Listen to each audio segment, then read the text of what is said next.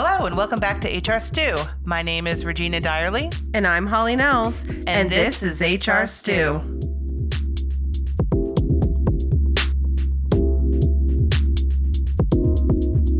They hit every target, bring in the biggest deals, and they're the top performer on paper. But behind the scenes, they're damaging morale, creating tension, and sometimes driving people out the door. Today we're talking about challenging or even toxic high performers and the uncomfortable question many organizations face. How much bad behavior is too much when someone delivers results? Because at some point, every company has to decide, are they worth it? Knowing you both, I know you take pride in your work and are certainly considered high performers. So let's start off with a little self-reflection. Do you think you've ever been or acted like a toxic high performer or even challenging high performer? And tell us about it. So I have a yes to this. We at Vita HR have gone through a migration and a lot of different changes, and I don't do it as much today as I used to. However, when clients would ask for something or somebody would ask me for something in the system, I would have certain people who would tell me no. And I never took no as like the final answer. And I would always go to our CIO and I would talk through what the client wants. And I'm like, what are the workarounds? What can we do to give the client a yes or a no, but let's try this option or something like that. And I'm sure there are people who are no longer with the company that would probably say, I went behind their back to get what I wanted to. And that they might have considered that to be toxic, but the clients got what they wanted in the end. So I'm not going to comment on whether or not that's toxic or not. So I'm not going to do that. But so I'm going to say no from my perspective. And maybe that's not true. I believe I'm a pretty self-aware person, but I know we don't always see ourselves the same way as other people do, obviously. Right. But I don't know. And the reason why I'm saying no is I don't know that I have ever felt comfortable enough to be toxic or what I view as toxic. Right. I don't know that I've ever, including now, and I'm a partner here. I don't know that I've ever felt that way. I don't know if it's a Gen Xism. I don't know if it's being a woman. I don't know if it's just my personality. I don't know, but I always, or maybe it's now using all the different things like the oldest child's perfectionism or whatever. Yeah. I don't know that I've ever been, I don't allow myself typically to behave badly. And when I am behaving in a way that I see is not, I usually will catch myself. Yeah. So we all do perform to a certain extent, and I'm a performer. Yeah. I wouldn't say my behavior was toxic. My self-reflection wasn't toxic, but challenging. I could see where it could be challenging to others. Sure. Yeah. Yeah. Let's start by defining what toxic is, because not every difficult personality is toxic and not every top performer gets a pass. Right. So what actually qualifies as a toxic high performer? My first question on this topic is, what behaviors cross the line from challenging to toxic? Oh, what behaviors? First of all, let's define that. So challenging is hard to work with. Right. Right. And then toxic is someone who's potentially harmful to others or the organization. Right. Changing the culture. Yeah. With that, constantly undermining other team members or leadership is certainly continued, not just a one-off, is toxic, right? Hoarding of information, not sharing, not setting other people up to be successful, controlling information, belittling people in meetings or making them feel small about accomplishments or poo-pooing accomplishments. It doesn't even have to be like outwardly belittling, but that passive aggressive. Yeah. I find that even worse. Yep. Or some people will manipulate relationships or conversations or even certain meetings or agendas to make other people feel uncomfortable so that they're walking on eggshells around them. Mm-hmm. Does that make sense? That is very toxic when you don't feel comfortable enough to speak your mind or represent the agenda that you're responsible for. Right. Because they've created that. That's extremely toxic. Yeah. To me. We encountered this for sure with clients and sometimes internally. Right? Ignoring processes, established processes that we know through years of doing this that are good for the sake of results. Sometimes I'm not to call out sales, but I will, because this is a common thing everywhere. Right. I'll call out sales. Anything for the sale can be toxic to other employees, especially the ones that have to deliver. And if it's creating turnover, If people are leaving or even quiet quitting in the short term until they find something, that's creating a toxic environment for sure. And then always, of course, taking credit for things. Right. Or not acknowledging people who have done the work behind the scenes. Yeah. I think I agree with all of those. And I think sometimes a challenging employee can push performance forward versus the toxic employee will sometimes push performance forward, but they create this awful culture or this place where people don't feel valued and the rest of your team starts quiet quitting. That's what I was trying to say. Right. Yeah. Have you ever worked with someone who delivered results but hurt the team overall? And tell me about it. I think everyone has. Multiple times. Yes. Many times. Yes. Actually.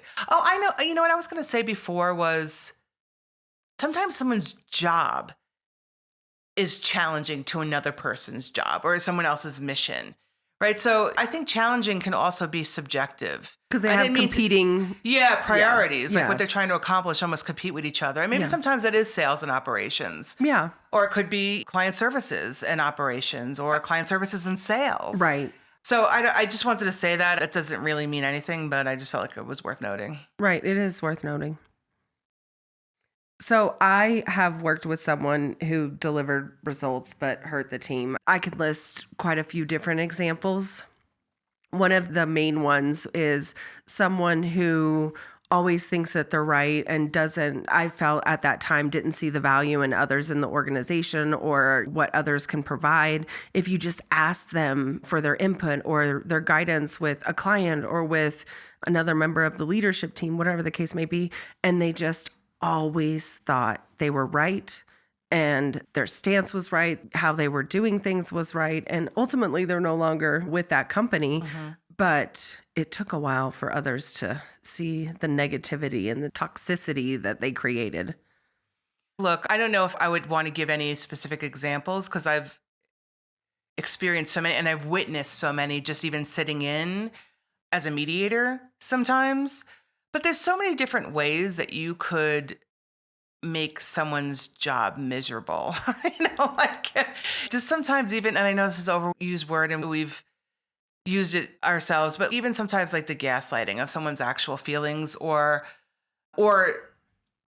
the, what's that called? The transference? No, that's not the right word. When they know they're doing something, but then they'll pretend like the other person's doing it. What is that called?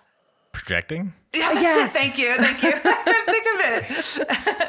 I kept thinking when you try to stop them from having a complaint and then you accuse them of things. I've seen that so many times over the past 30 years. Yeah, it's crazy. And it's crazy that a lot of times they get away with it. I know. I don't know. It's rough out there. So last question on this topic. Is toxicity more tolerated in certain roles than others? And do you feel like you have more tolerance for it in certain roles? It absolutely, just system-wide, I think is 100% more tolerated in certain roles. And I'm not going to use this company as an example or any of our clients, obviously, but I'll go back to my call center experience. When there were people that were really fast, that were able to answer a high volume of calls. I worked at a restaurant call center. And maybe they were upselling a lot of cheesecakes or iced teas or whatever it is, like really adding a lot of value to the check. There'd be some bad behaviors. There was also performance issues too that also were allowed, like attendance, for instance. And they're like, you always hear talking, but they're a great employee. I'm like, okay, but if they're doing this and this, is that a great employee? Right. So I feel like bad behavior across the board could be excused in certain roles, but certainly toxic behavior is one of those things. And I do think that people that are in sales or sales adjacent roles that are tied to revenue, I think get the longest ropes. Right. I also think those people where there's one person who does the position and it's a key position in an organization, how are you going to replace that? How are you going to replace that knowledge? So you allow a certain level of toxicity too. Yeah, start documenting. Yeah. Train somebody. My favorite is they're an amazing employee when they're here. I'm like, yeah, but they're missing 3 days a week. Right. What is this doing to everybody else? Yes. That they had covering for this person. Yeah. All right. So if everyone knows someone is a problem, why do we let them stay? The answer usually comes down to one thing, obviously results. So we've defined the toxic side. So let's talk about the high performer side. When does bad behavior cancel out their high performance in these situations?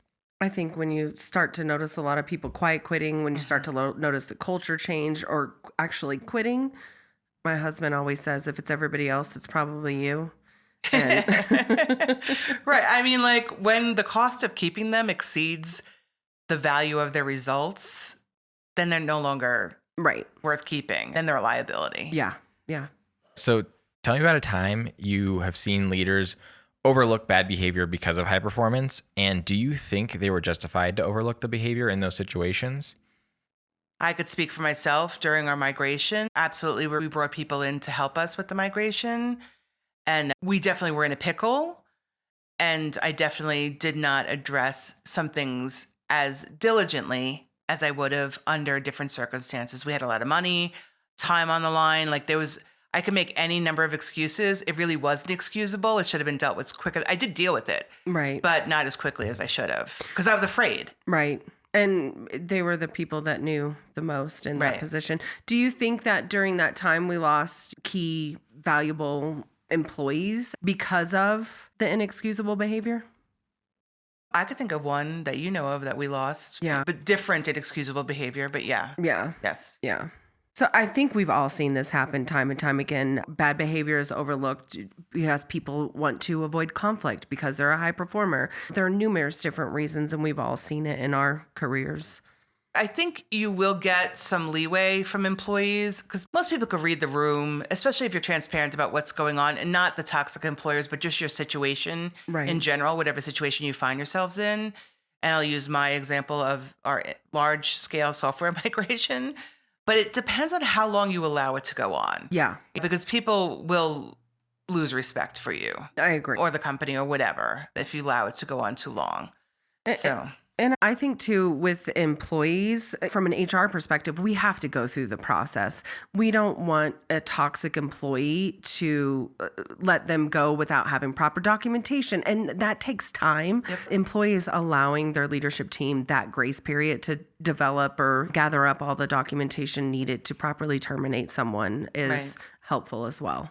Yes. As an HR person, yes. You want to do all the right things. You want to follow the process, all that. However, sometimes someone is so toxic that you just got to write a separation agreement and call it a day. Right. I'm like having a hard time with my words today. I was trying to think of the fishing analogy. Is it something in cut bait?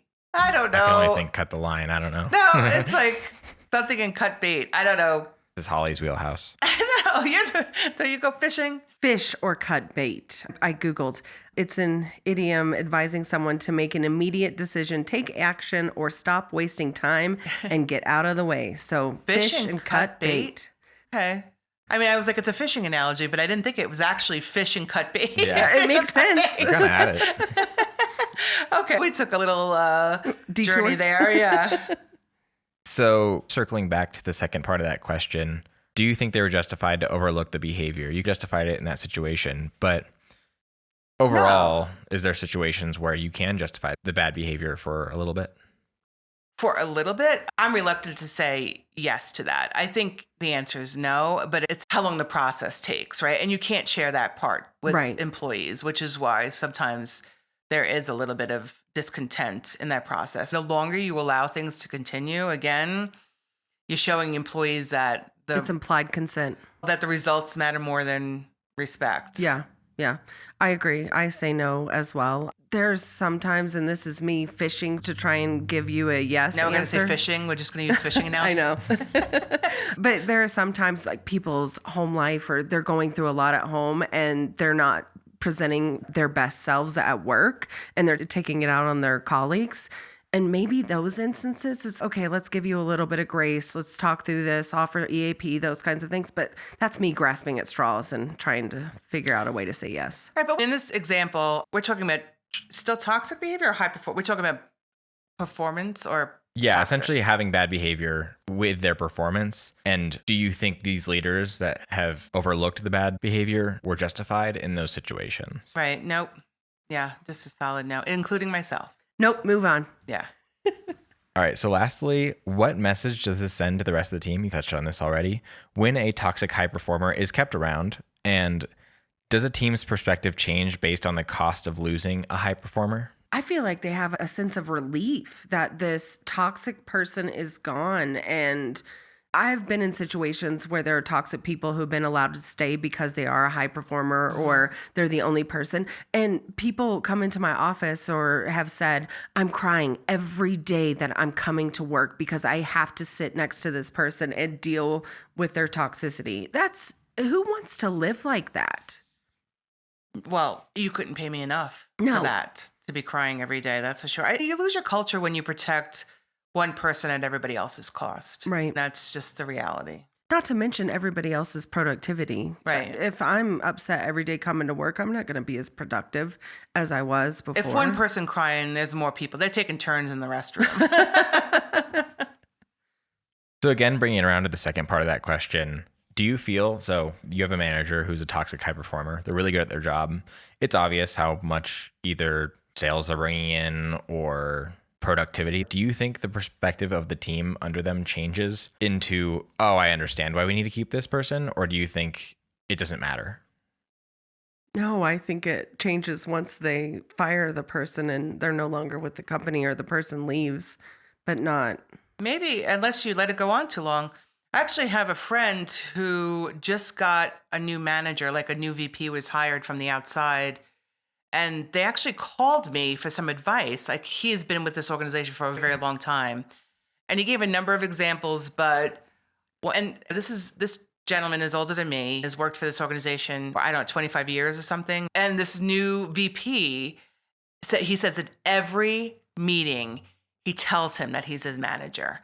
This is just one of the things, but there was many other things. But I just thought, wow, how insecure and toxic do you have to have a team of tenured people that have been with the organization for a long time who are not junior people, right? And tell them that you're their manager, like when they're asking you a question or anything, like to mention that. I was just like, wow, that's ridiculous. That is ridiculous. All right. So that question provides a good transition into this, the consequences. So a toxic high performer can be an asset, certainly, but also a liability. Do you feel organizations accurately measure the cost of toxicity? No, I mean, not even close. I don't know if some organizations would even have a means to measure that. Yeah. If we're really just going to be honest, there's all sorts of tracking for attrition or retention, however, whichever direction you go with that. Right. But really, you're not getting the full story sometimes. So we did pretty thorough at my last organization because we had high turnover. And we tracked hourly versus exempt, and then we had reasons in codes. And we did exit interviews and all that stuff. Whether someone completed or not was optional, but we did get a decent amount. And we got some pretty candid feedback as well when it was anonymous, like not requiring them. But I don't know, if you're only measuring, what somebody produces and not the kind of the cost that they're causing, you're really only getting a part of the picture. Right. I agree. I think it's hard to capture the amount that the cost of the toxicity would create. Yeah. All right. Lastly, how and when should HR make the case for getting rid of toxic high performers? HR's role is not to eliminate risk. It's to make the risk visible so leadership can make informed decisions, right? That's our job, is to advise with data, ideally. So what data could we provide? Turnover tied to that specific individual, especially if it's a manager. It's easier if it's a manager. Sometimes it's not, it's a team member. Right. Obviously, I just mentioned engagement feedback or exit interviews. The easiest is complaints or any kind of patterns of behavior that you have documented. HR could track how much time they've spent managing those issues. Sometimes it's hours, weeks. Like, it could add up. Yeah. And I think, too, if HR has talked to this particular individual multiple times, to try and maybe put them in executive coaching sessions or put them in different leadership programs or any number of training programs, and this person is not receptive to changing, then that's really, let's go to the leadership team and have that conversation and bring additional documentation. Right. I guess we really didn't touch on that. We got down to like how much effort is usually put into trying to change or improve the behavior when someone is a performer and is creating a toxic environment or has other behavioral issues, right? There's a significant amount of time and energy that'll be put into that. Yeah. And just human nature, sometimes if people don't want to lose their job, sometimes they won't do anything, right? They will not believe they're wrong, they will not change at all. Sometimes people will change temporarily, and then people will default back to their self. Yeah. So it's just a vicious cycle of having to keep on circling back. Okay, we had 3 months, maybe if you're lucky, it'll be longer than that, of improved behavior, and then right back. Right.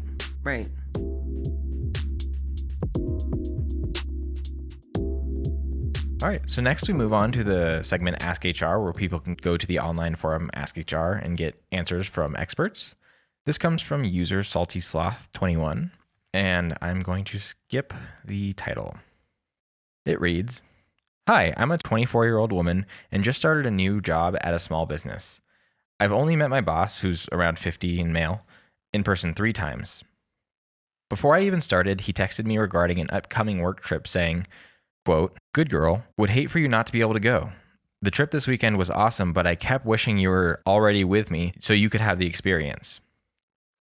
On day 1 to 2, he called me good girl twice and then baby girl. We were booking a work conference trip out of state a few hours away, and he had suggested maybe getting 1 room to save money. I clearly said I'd prefer 2. When I called the hotel, they said they only had 1 room with a king bed that was available. Before I could respond, he jumped in and booked it. I told him later I was uncomfortable, and he said, 'You should have said something sooner.' He eventually fixed it and booked 2 rooms. Other employees, including his assistant and another manager, said the behavior was inappropriate, but told me I'll just have to keep reiterating my boundaries with him. For context, he is married. This is a small business with no HR, and this job pays $4 an hour more than my previous job and offers good learning opportunities. I'm torn between staying and enforcing my boundaries or leaving because this is already happening on day 2. Am I overreacting? Is this just awkward old man behavior, or are these legitimate red flags? What should I do?" Legitimate red flags. First of all, I take issue with the awkward old man thing because I'm older than this person, allegedly, if this is the age that he actually is, because she's guessing. Look, this is not harmless or awkward behavior. The alarm bells that she's hearing are completely real. She should be listening to them, and it's huge red flag. Yes, she is not overreacting. Look, this is already a pattern. This is not great. And it's happening immediately. This is like when we use the analogy of the first date. Right? It's pay attention when they show you who they are, believe them, right? Yes. He's showing her pretty early on.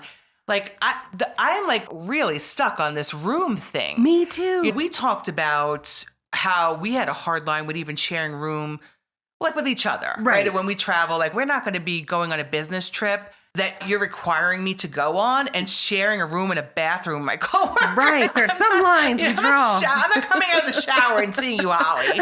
And your feet, like, that's crazy. That is crazy. Like, there's like a weird power dynamic here that is making me incredibly uncomfortable. Yeah, I would start looking for another job and leave. There will be other opportunities available to you. You're young, you're 24, move on.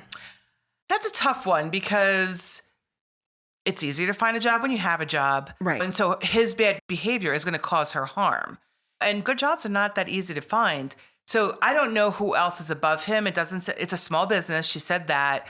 He's a manager. Is he the owner? Who's above him? Like, I think a complaint should be filed against him. Like, all these other people that are actually enabling his behavior, seemingly, oh, you have to set boundaries. These boundaries should be set. Like, him saying, see, that's really manipulative. Him saying, oh, you should have told me, when she already did tell you. And there's, I don't even know if I should go down there, but like, you think your wife wants you to share a room with this young girl? Right. You know what I mean? Come on. There's no world where this is appropriate behavior. Yeah. There's no company where this is behavior appropriate. To ask, some companies, and we talked about this before, do ask same-sex people to share a room. They would still not get a king bed. No. They'd still have their own beds. Could you imagine? No, because I wouldn't do it. I wouldn't either. I just wouldn't do it. Yeah. So I don't know. Yes. Can she set boundaries? Yes. She could be direct. She could be professional. She could say, First of all, baby girl, who talks like that? I'm sorry. This person is Gen X. I'm sorry. No. I would say start looking for another job and keep the job, file the complaint, look for another job. Look, actually, this is severe and pervasive. I So, agree. I'm not saying she could quit this job with a clear conscience. Yeah. This is nothing on her. Or she could start looking immediately for a job. Don't tell the other people, unfortunately, why you're looking. Just say, you know what? Did my due diligence, but turned out whatever it is. She has a story she has to tell to say that it's just not the right fit. Right. And move on with her life. But if she could put some boundaries so that I think she should file a complaint. And I actually think she should file an EEOC complaint. Yeah. That's crazy. Yeah. And EEOC will potentially, they'd be notified pretty quickly that she filed that. Right. That portion goes fast. The rest of it goes really slow. Right. The notification process. So I don't know. This is...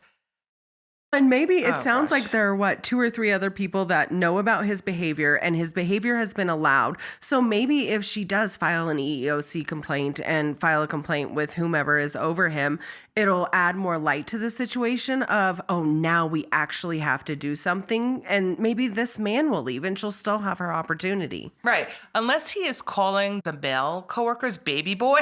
I know. I feel like she probably has a case. Yes. Now, if he just calls everybody that way, then he's not discriminating. Yes. He's just highly inappropriate and shouldn't have that job. Yeah. But he shouldn't have the job anyway. Well, yeah, I agree. Yeah. She's got herself in a little bit of a pickle, but she has recourse. It's just, and if she doesn't, if it falls on deaf ears, the EEOC complaint won't. And she should name people that she had conversations with. What state is she in? Does it say? I think it said Idaho. Is Idaho a one-party state or a two-party state? I don't know actually the answer. I don't know. Yeah. But name the other 2 people who have said, what comment did they make? Specifically, what they said. Yeah. Yeah. To answer your question, Idaho is a one-party state. Oh, yeah. She should be recording every conversation Yeah. she has with him. And for another manager to just say the behavior was inappropriate, but that she needs to keep stating her boundaries instead of you as a member of leadership taking her complaint to the owner or somebody else in the organization, that part baffles me too.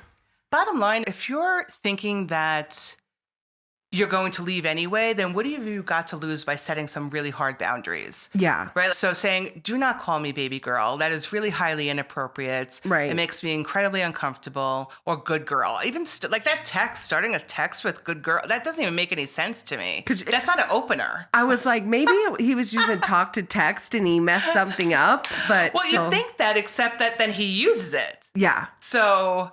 Yeah, it's twice on day 1 and 2. This is before day 1. He uses good girl instead of hi? Is it like olden times? Good girl. You're talking to your dog. Oh, good girl.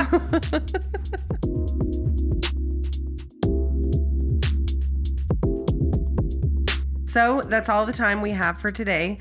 Thank you all for listening. If you've enjoyed your time with us, please subscribe and leave a review. If you have any HR stories or questions to share, message us on Instagram at hr.stew. I'm Holly. And I'm Regina. And we'll see you next time on HR Stew.